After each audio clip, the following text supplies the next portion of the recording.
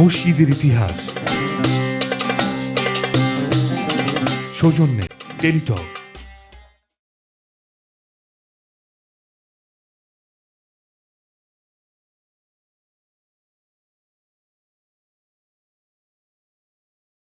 কুতুব মসজিদ বাংলাদেশের একটি প্রাচীন মসজিদ। মসজিদটি সুলতানি কুতুব মসজিদ বা কুতুব শাহ মসজিদ নামে পরিচিত। কিশোরগঞ্জ জেলার অষ্টগ্রাম উপজেলায় অবস্থিত মসজিদটি একটি প্রত্নতাত্ত্বিক নিদর্শন বলে ধারণা করা হয়।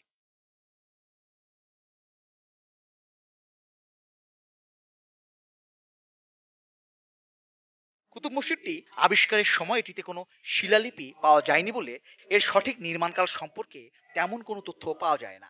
তবে স্থাপত্য রীতি ও অন্যান্য দিক বিবেচনা করে প্রত্নতত্ত্ববিদগণ ধারণা করেন এটি ১৬০০ শতকে সুলতানি আমলে নির্মাণ করা হয়েছে।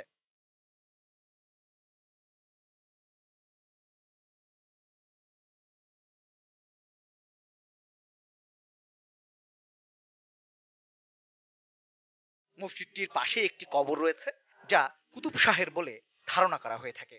তার নামানুসারে মসজিদটিকে কুতুব মসজিদ বা কুতুব শাহ মসজিদ বলে ডাকা হয়। ১৯০৯ সালে তৎকালীন প্রত্নতত্ত্ব অধিদপ্তর এটিকে সংরক্ষিত বলে নথিভুক্ত করে।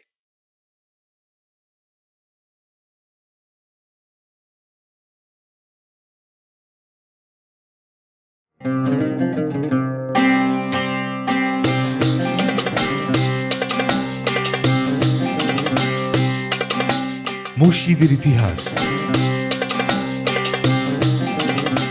সৌজন্যে টেলিটক।